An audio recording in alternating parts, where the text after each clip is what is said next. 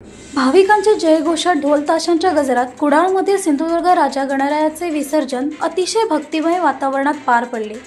गणपती बाप्पाचा निरोप घेताना वातावरणात गणपती बाप्पा मोरया, पुढच्या वर्षी लवकर या असा एकच स्वर गजर घुमत होता। या विसर्जन सोहळ्यात कुडाळ मालवण तालुक्याचे आमदार निलेश राणे उपस्थित होते।